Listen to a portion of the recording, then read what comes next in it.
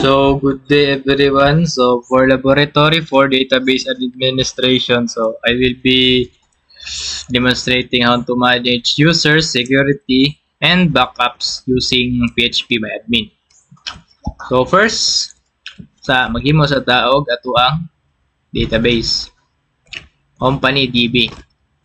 So, in my case, na-create naman ko direct company DB. So, pinduto na lang nato na siya. So, dito sa dire. Kita na ni, pinduto na lang user accounts. So, dire, pwede ta mag-add dire og user. Dire. So, first is ato ang admin user.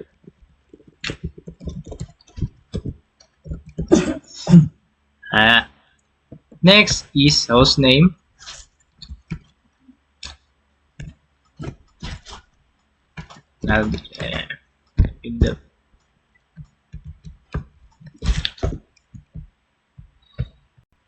Local ang host name. Password nato is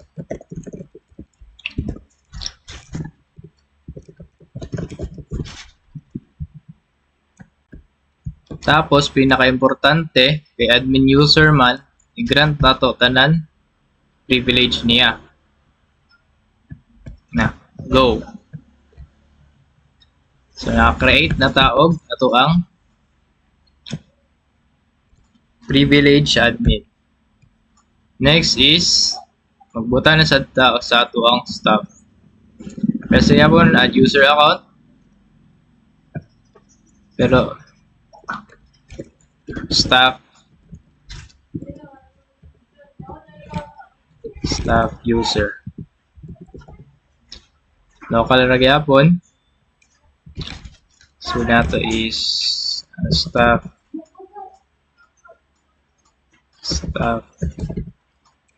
1 2 3 staff.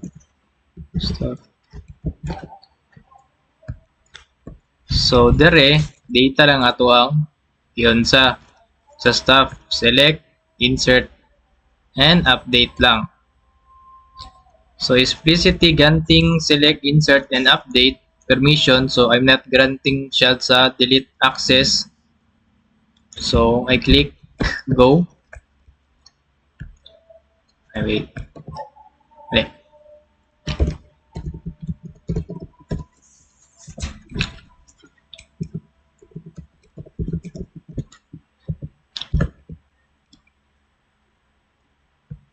So, nanatay user, staff user, and ang privilege lang is select, insert, o update lang.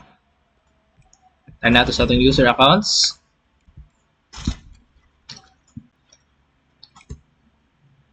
So, nato dire, admin user, all privilege, and dito sa atong staff is natay select, insert, and update lang. So, next is, dire nito sa ato ang task 2. So, first, it's a company DB. Game mo, SQL. So, dire, need nato mag-create of tables na strict security constraints. So, na ako'y, ansa dire,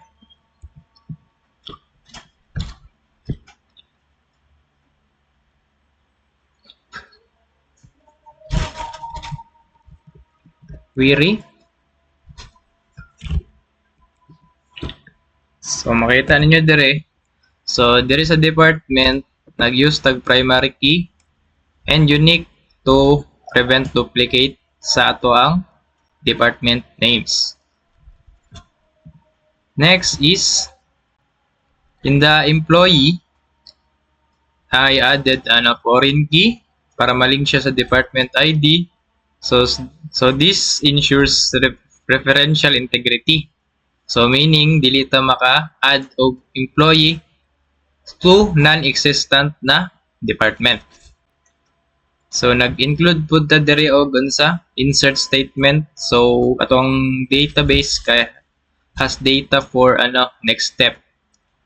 So, nag-click na itong go.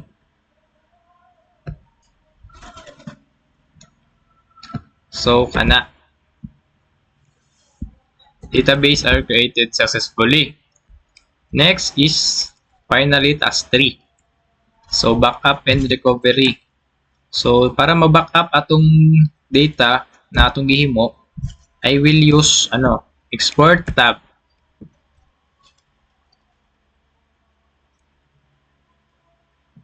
So, dere. So, to back up the data we just created, I will use the export tab to i-download na to ang SQL file. So, ganyan ang pinaka-crucial na disaster recovery.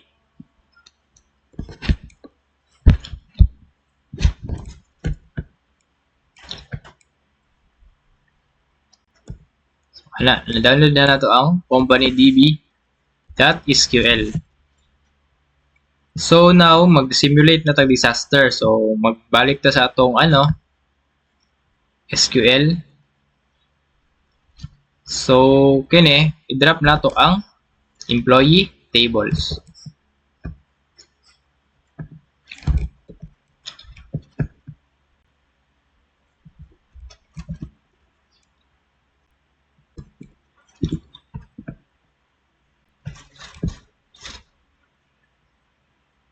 So, if punta na to sa sidebar, nawala na tong employee na table.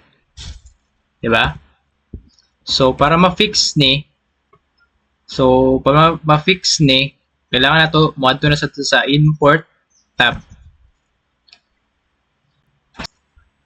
So, there is a import.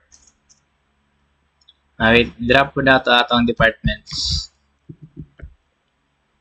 Manaman na to drop ang employees.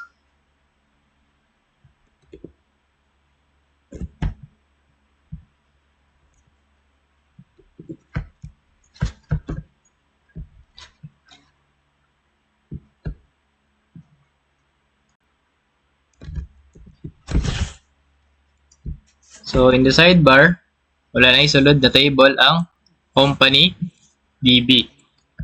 So, na-crucial, kailangan na to i-import, balik to nga to ang SQL na backup. Import na to.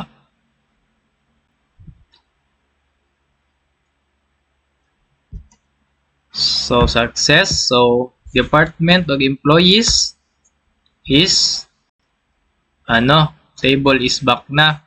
So, our data is safe na. So, in this video, nag-use tawag SQL commands para ma-enforce ang privilege sa integrity constraints. Tapos, nag-demonstrate po tag full recovery cycle para ato ang data is safe. So, maura to. Salamat.